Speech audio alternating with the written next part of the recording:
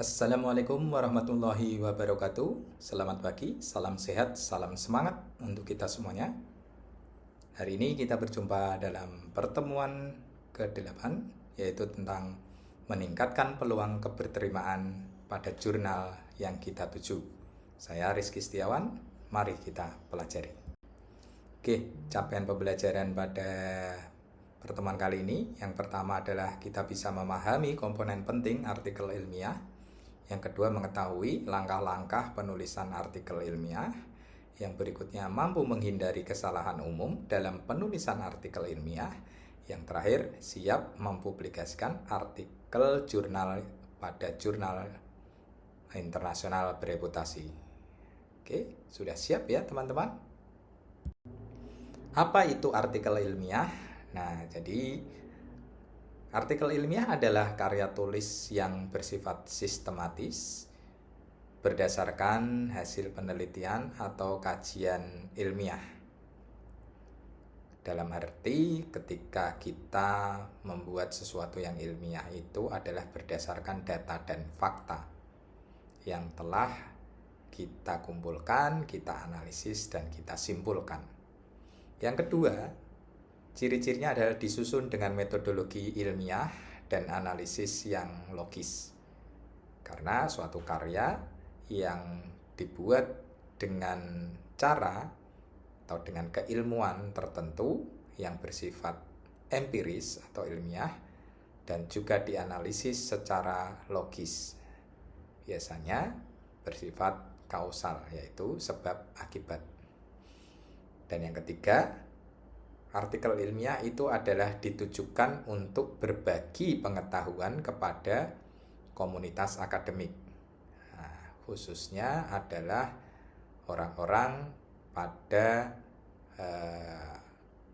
bidang akademik tertentu atau pada bidang keilmuan tertentu yang saling memberikan share ilmu dan kemanfaatan tentang hasil yang didapatkannya.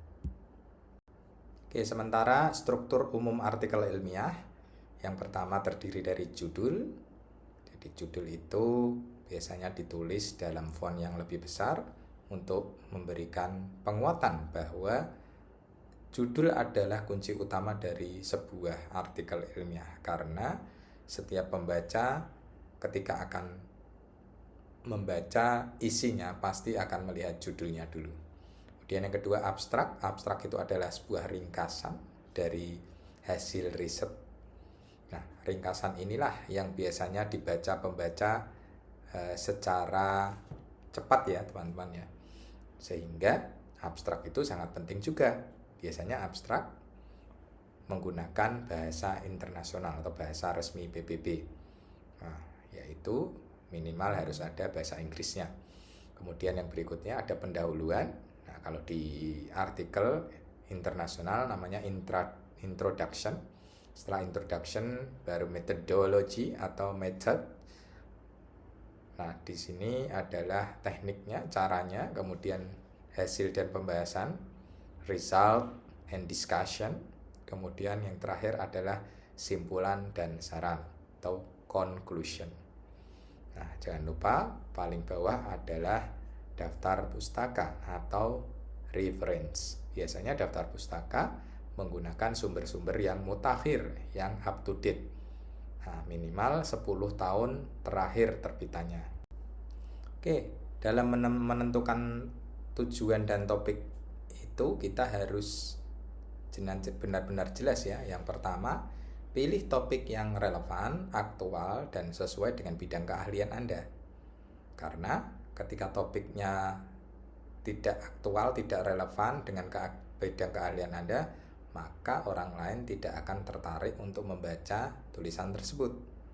Yang kedua, fokus pada satu isu utama agar tulisan tidak melebar kemana-mana, sehingga tetap fokus pada satu bidang kajian ilmu. Yang terakhir adalah rumuskan pertanyaan penelitian secara spesifik, karena rumusan yang spesifik dan operasional akan dapat dijawab dengan baik sehingga memperkuat fokus dari research penelitian tersebut supaya lebih memudahkan pembaca memahami isi dan makna dari artikel Anda. Langkah berikutnya adalah teliti literatur sebelum-sebelumnya. Jadi, langkah ketika Anda mau membuat suatu manuskrip, artikel, atau tulisan ilmiah, langkah sebelumnya adalah Anda harus meneliti literatur atau hasil riset sebelum-sebelumnya.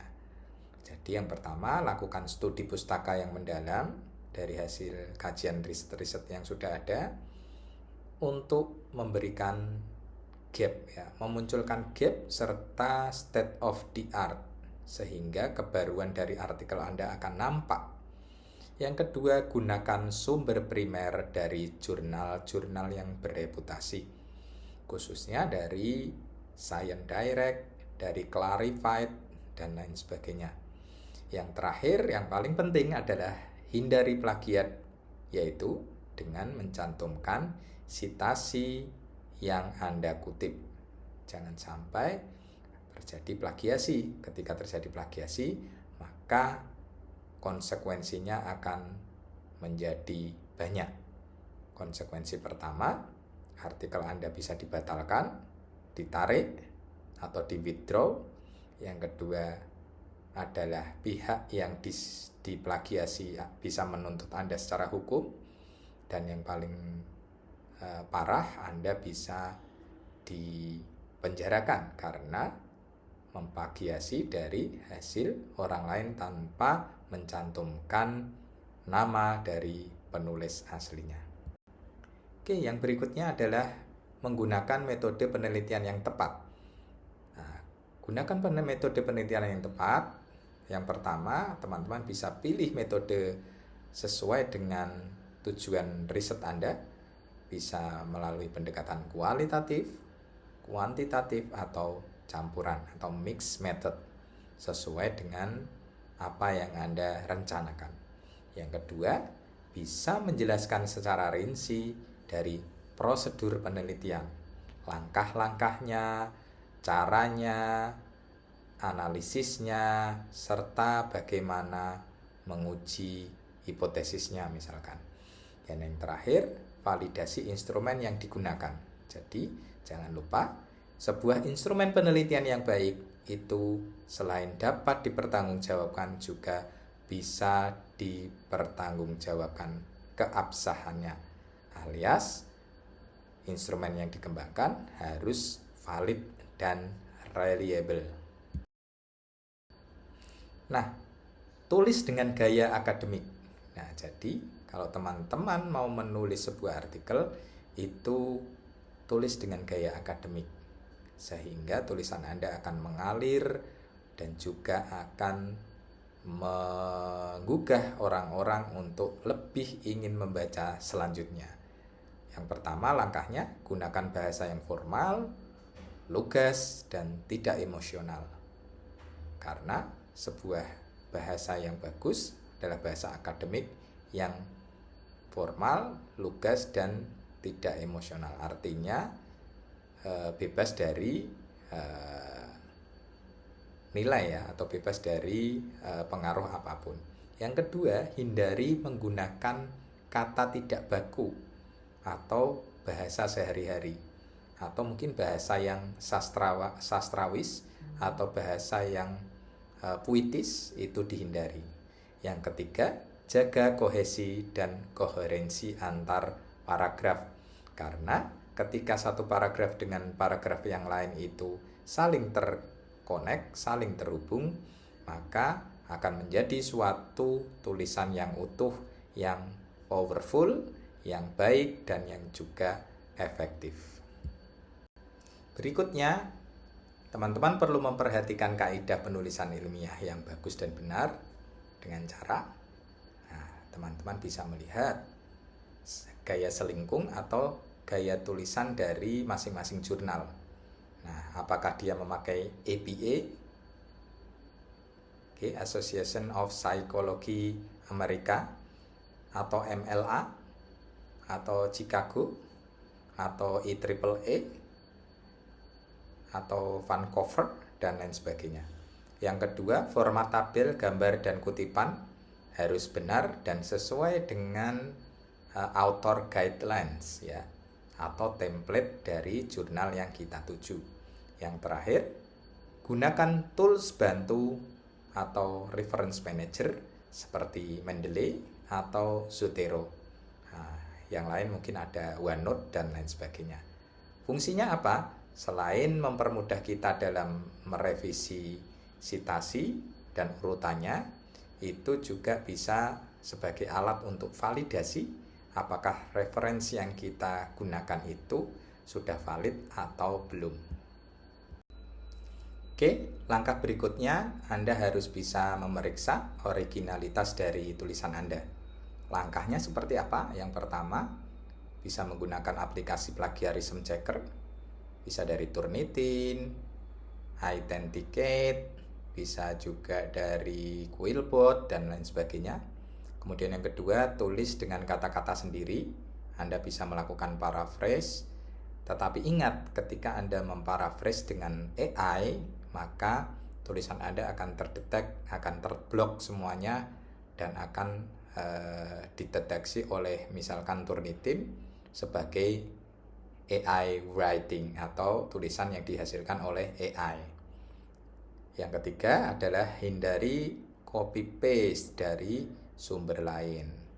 Nah, cara menghindarinya ya melakukan paraphrase ya teman-teman ya.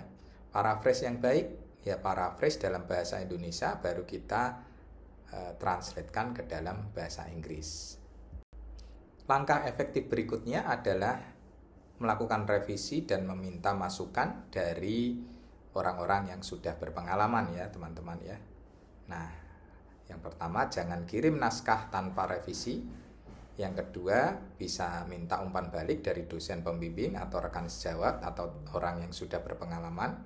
Dan yang terakhir, baca ulang lagi beberapa kali lagi untuk menemukan mungkin kesalahan logika atau kesalahan teknis berupa salah ketik atau salah penulisan kalimat. Sementara ketika kita mau mempersiapkan submit artikel, kita harus bisa mencek scope and aims dari jurnalnya, kemudian pastikan jurnalnya terindeks ya ke pengindeks yang sesuai ya, di Sinta, DOAJ, Scopus atau WOS. Yang terakhir, hindari jurnal-jurnal yang bersifat predator. Jangan lupa teman-teman untuk memperhatikan etika publikasi ya. Jadi yang pertama, hindari duplikasi publikasi. Jangan sampai teman-teman mempublikasikan satu artikel ke dua jurnal yang berbeda. Kemudian yang kedua, cantumkan semua penulis yang berkontribusi. Biasanya beberapa jurnal ada yang mengharuskan untuk menulis masing-masing co-author dan perannya masing-masing apa, biasanya ada. Dan yang ketiga, jangan manipulasi data atau hasil penelitian Anda. Karena ketika Anda melakukan itu, maka secara moral Anda tidak bertanggung jawab untuk mempertanggungjawabkan apa yang Anda tulis. Oke, dan yang terakhir, tetap jaga konsistensi, ketelitian, dan kesabaran Anda karena kunci yang utama adalah 3 hal tersebut. Yang kedua, terus belajar dari artikel yang sudah terbit dan jadikan penulisan ilmiah ini sebagai budaya akademik Anda.